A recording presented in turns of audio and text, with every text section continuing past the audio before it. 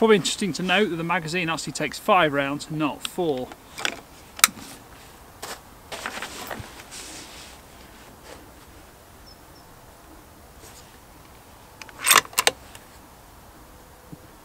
The rifle is very light, I have to say that.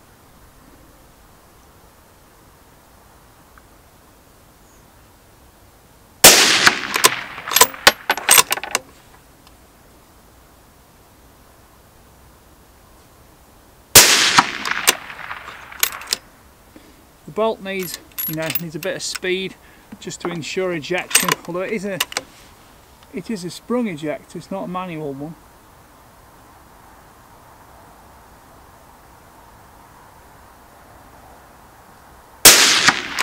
Time I'll go a bit faster, it ejects cleanly then.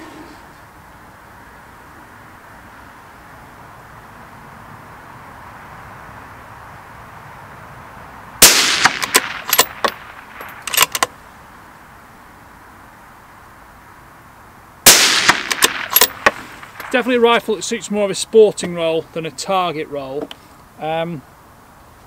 You've not got a huge amount of cheek weld on it. The cheek piece is quite low. It is slim, it's good shape under your cheekbone, along your jaw a little bit, but at least it's not too wide and making you roll your head over it. Bolt handle works well. The bolt itself doesn't jam. Yeah, its bolt's not jamming. It's got like a fly's eye finish top and bottom, or on the top rather. I'm not sure that really has any point whatsoever other than to rough up your thumbs. Safety catch, as we said, locks rear, safe operation, centre with no fire, forward to fire.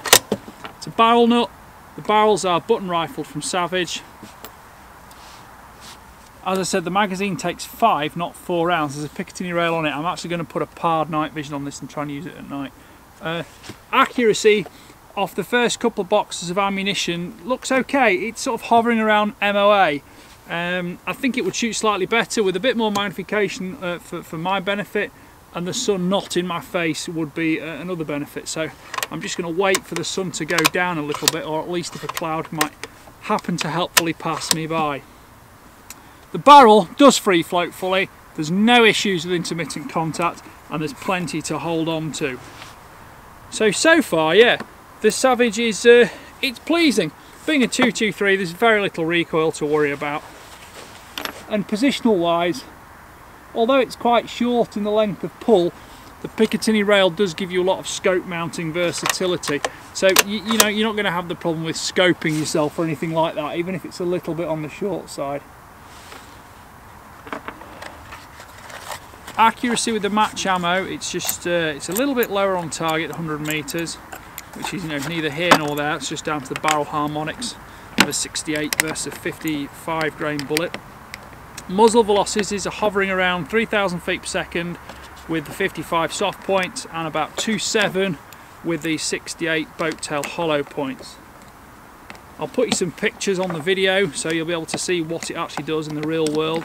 And again, it's a 9-power scope. It's a horrible bright sunny day with the sun right in my eyes. It's never going to be the sharpest shooting gun in the world. But the point is, I shoot enough guns to know what isn't going to perform for me.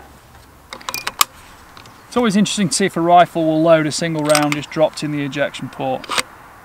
Not so easily there. They usually just need a bit of a twiddle forwards, especially on a 223. Not the end of the world though, just an interesting thing to know about a rifle. Let's just try one more. Yeah, I did that time. It usually depends just on how it lies and just if the tip's up a little bit. Just if the bullet's up a little bit. Just try one more. Yeah, that one goes in. It's not a be-all and end-all of any rifle. It's certainly not a fundamental test requirement, but it's interesting to know if it'll do it or not. Those backup moments when you're hunting, it's always a handy thing to know. Given the awful light conditions, I really need to change range today. This one is my local, it's just right next to my house though, so it's hard not to want to use it. That as a baseline Vortex Crossfire 3 to 9x40 scope. Although it's it's an entry-level scope. It's nothing fancy. It has adjusted, it has dialed, and it's zeroed fine. The clicks are squishy. They're not the sort of things, once you've zeroed it, I'd go for a point blank zero, 100, 150 metres, maybe 200 metres, leave it alone. I wouldn't try starting to dial it back and forth, because the clicks audibly aren't particularly definitive, and sort of in tactile terms they're definitely not definitive. Sound moderator on board, you know, drops the noise a bit, drops the recoil a bit, but again, 223, huge. There's just no recoil really on a 223. Bolt operation seems fine. Savage's usual design works well. It's a 90-degree lift, so you've got very little disturbance to the rifle. This has obviously got one of those QR code things, you know, laser etched on there for Homeland Security or something like that. And it's your usual Savage bolt architecture, so it's simple. It's perhaps a little bit agricultural, but you know what? They always tend to work. They don't break too easily, and they're built for people who want to use a gun as a tool, not perhaps a bit of a safe queen. Walking around, the stock's got a little bit of a hollow knock on it. It's not something I'm going to get too concerned about. Valve nut, I think I said. Action screws are one at the front, one at the back. Take the trigger guard off, which is polymer, and I'll have to check that out in the workshop. The magazine goes in and out without any problem. It doesn't stutter, it doesn't stagger, it doesn't sort of, you know, it doesn't jam in position or anything. So I've had no problem with that. So there we go, there's a little brief roundup of what it's done. I'll put the targets up, I'll put the velocity figures up, and I'll put the full specification list on the video, and perhaps there'll be some more comments underneath the title in the comments box, or whatever it's called. I can't remember for the life of me at the moment. And there we go, Savage Apex XP223. It's the 110 action. It's a very, very solid, reliable buy, pretty much like every Savage there is. Thanks for watching. Bye for now.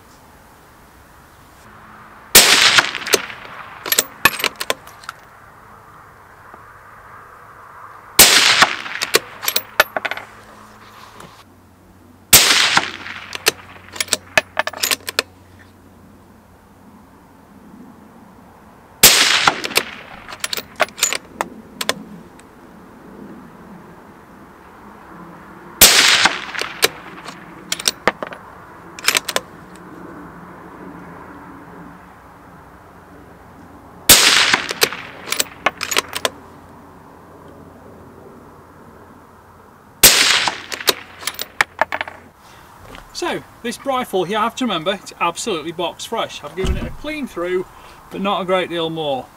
Got it zeroed, we've got a group there, you know, it's probably 1.5 inches, 1.75 inches, nothing to write home about. Patch through the barrel, a few more rounds through the barrel, just to run it in, wear it in a little bit more. And you know what? Now, same ammo, it's happily doing that. So, I'm not going to test every little bit of ammunition to the ends of the earth, because that's clearly a rifle with fundamental capability on paper. There are several others, but that's probably the highlight, that one. So we got worst to best between those two.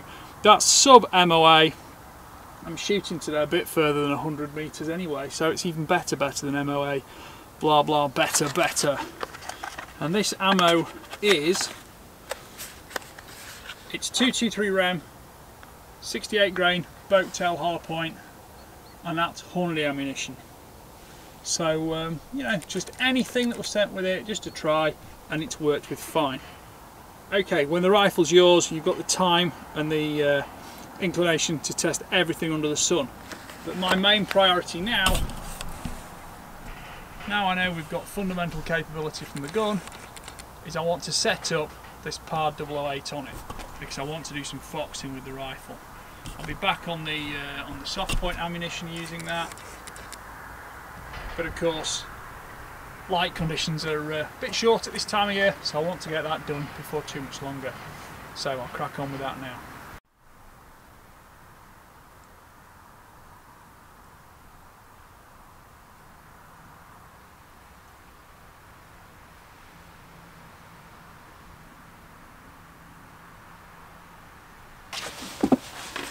Okay, day two. The soft point ammo was okay, but not awesome. The hollow point ammo, the 68 grain, was very good, but not perhaps ideal for foxing. So I've brought 55 grain VMAX with me today and 53 grain VMAX, and this one is Super Performance. The first one is the Varmint Express. So I'll give these a go on paper. This one, well, they both shoot well in my own rifle. In a couple of the test rifles, I've always kind of preferred the 55, but let's have a go with them both. I'll probably need a tiny tweak on the 0, I would have thought. And the rifle has also been thoroughly cleaned now as well. I had a quick run through on the first day. Plenty of ammo through it, get it nicely run in.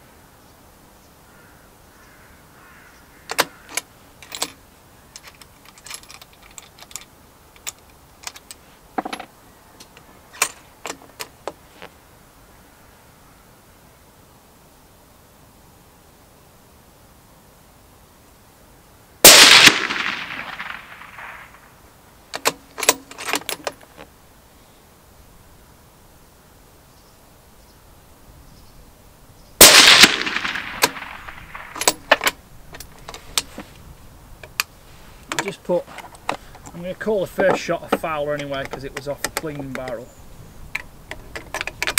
You can put one last round in.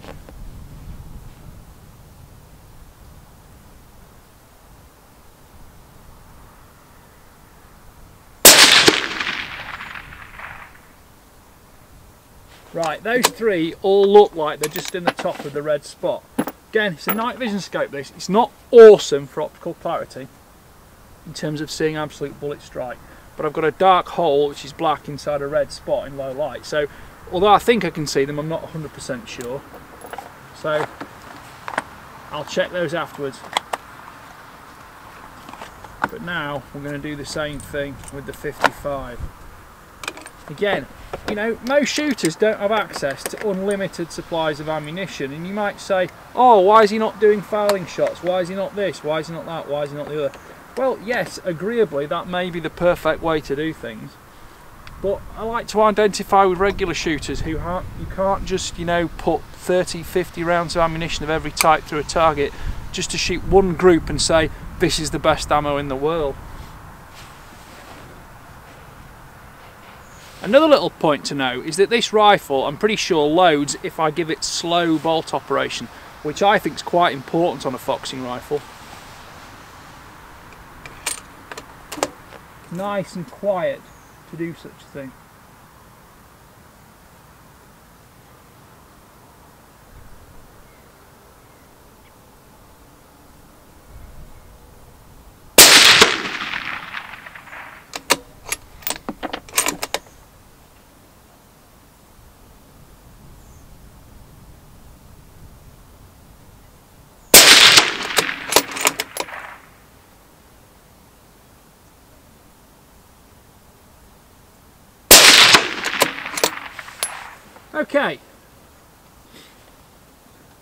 Okay, the top left target was the fouler shot and 3 for group. The fouler shot was the bottom one, the 3 for group was the top, and that's with the 53 grain Super Performance VMAX. The bottom group is the 55 grain VMAX. Now we've got one sort of flyer, but again, about the same mean point of impact, which is good. Means I don't have to re-zero anything. I think we could possibly also say after 7 rounds, that is going to keep shooting anything within reasonable hunting distances. But now we're going to shoot some shots on camera on the right hand side targets. Again, we'll do 53 grain at the top, 55 grain on the bottom spot.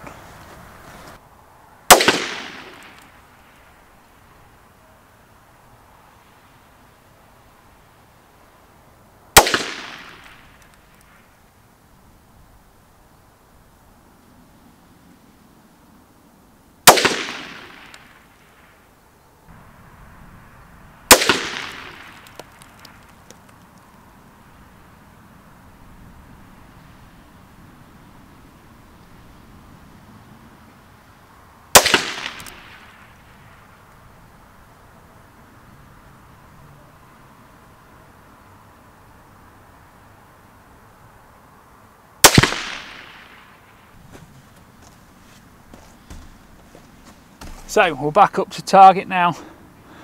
I wouldn't say either group was particularly awesome, but I think they're honest, real world hunting groups, and that's how the gun's going to get used. The top group was the 53, the bottom group was the 55. Which one to move on to? Well, I could keep shooting all of them, loads and loads and loads, but you know what? I think I'm just going to have a shot off sticks now on the steel plate, because there is a bit of a breeze coming right to left, and I think that top group might have just been affected slightly by that, because on the first set of groups, which are there, we had no real major windage shift.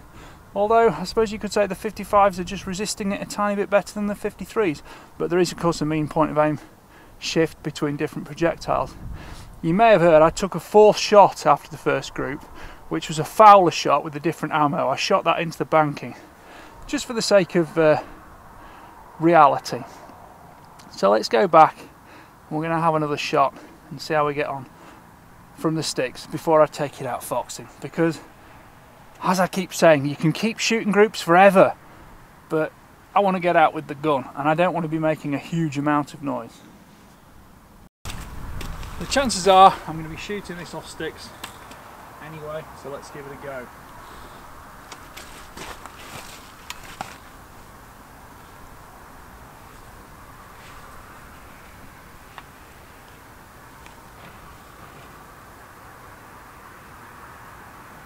Must remember to press record. We're recording.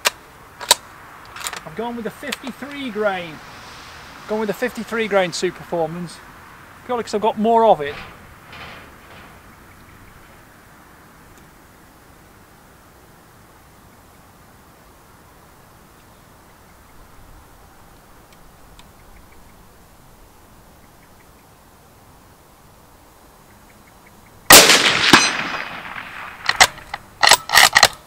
Unsurprisingly, slightly low strike, but I'll go for the group rather than the actual position.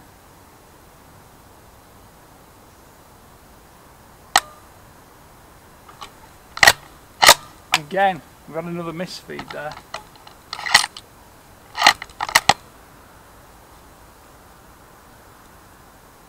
I felt it misfeed.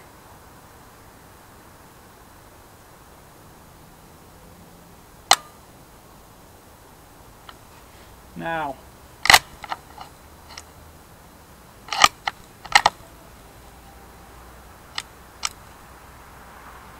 what's going on here?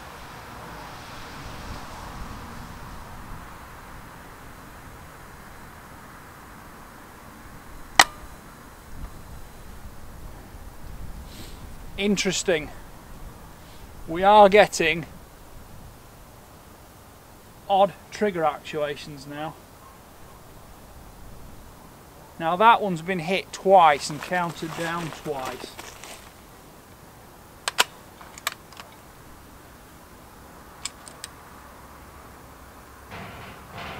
So it hasn't. The trigger itself has gone click, but the rifle hasn't. So I'm just going to check through everything. The blade's moving freely. The safety catch is definitely in its forward position. We're going to give it a third go, and if it doesn't work on the third go, we're going home.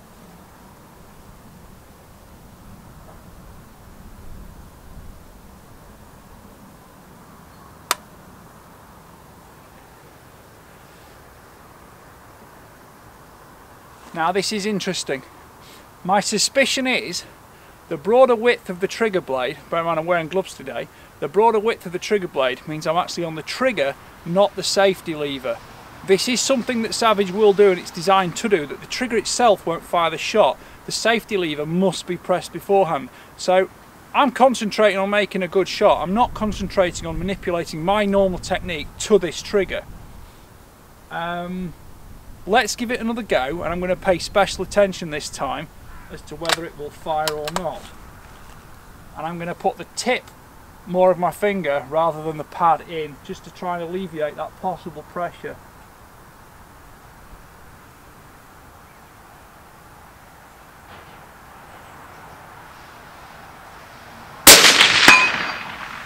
And it did. But it's not something I like about it, because I was really concentrating on bringing my finger out of the trigger guard to the side rather than resting on my normal point on the pad. It was onto the tip of my finger. That's slightly annoying.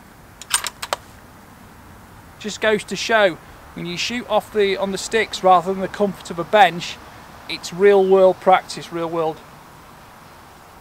reviewing of what the rifle's actually going to perform like when you are out shooting it. Give it another go now.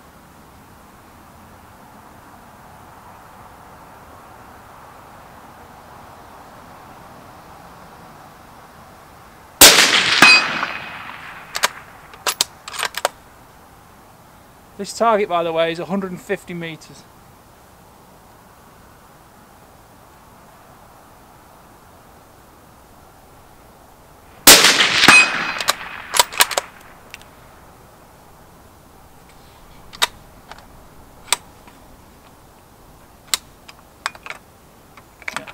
I am out of ammo now. So, the results on target, are definitely 5 dead for 150 metre foxes or deer. But, I was concentrating more on operating the trigger, unusual to my regular style and hand position, than I was on the actual shot and stability itself. There's video through the pard, so you'll see my stability on a 150 metre shot. You can't see the ground. I'm stood in wellies through in deep rutted mud, so it's all real world. That's interesting because, generally speaking, it's 0 degrees Celsius at the moment. I'm wearing gloves for comfort. Okay, if I was out for 10 minutes, I wouldn't need to, but if I'm out for 3 hours, I'm definitely going to be keeping my gloves on. So I'm going to be watching out for that, and unfortunately it is something I know the Savage trigger will do. It's entirely for the sake of safety. So this gun's clear. So my point being now, just double checking the gun's clear. And if you can see my fingertip, if I pull the blade itself, it will go click, but the action doesn't fire. As long as I actually get the inner blade, it does fire. So that was the problem I was having, and it's something unique to Savage rifles with that safety blade in the centre. So although the AccuTrigger gives great feel, and shooting from the bench, I was really happy using it. It's 915 grams I think I weighed it at. It's something to watch out for on a Savage. Anyway, the other thing to tell you is the pard has been excellent. It's held 0 and it's operated perfectly. The only thing I don't like at the moment is the button presses do take quite a long time, but zeroing has been fine, operation's been fine, position's fine. Rechargeable battery, rechargeable system. It's a C16 650 battery in the top, which charges through the USB port on the side of the micro SD card. That's the LRF laser range finding unit, which works as well. So the pair together have now shown me there's one thing I need to look out for. It's not accuracy, it's not bullet speed, it's not precision. It's the fact that for hunting requirements I need to just be very wary I'm not operating that trigger contrary to its personal desires. But on the positives from a hunting point of view, I can operate the bolt quickly for quick loading and quick ejection. I can also load slowly to keep things quiet, because there are situations where that very much matters. The magazine is thoughtless, it works perfectly. There's no struggling to get it in, get it out. It's got steel feed lips and it's a nice tapered section, and it really does just go straight in. Bolts no problem, safety catch works. There's no point of impact shift. Hunting precision, hunting accuracy is there at 150 meters. I am happy, but it seems to me that it may well just be the gloves that are causing me this problem. They're only light gloves, but if I make sure I'm on the blade alone, it's fine. But where the glove and the trigger finger fold, specifically here, it's this area which seems to catch the trigger.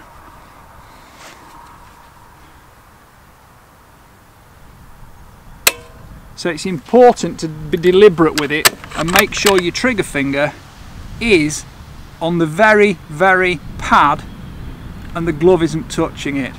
And the more you put the pad on, the further it keeps the glove away from the trigger. You don't want the tip of your finger on the trigger because it's not ideal.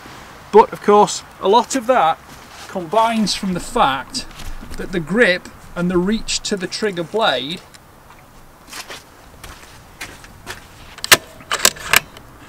now, I haven't got huge hands, but I'm quite in there to it. My finger wants to go through. It doesn't want to be stretched out and reached.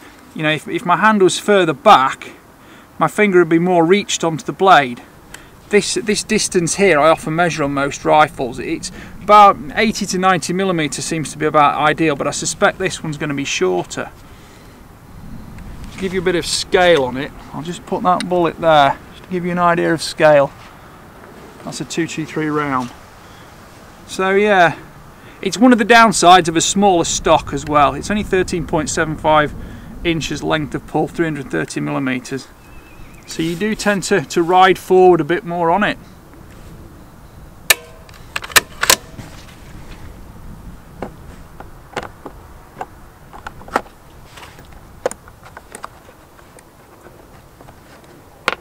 So there's the review detail you don't get from everybody.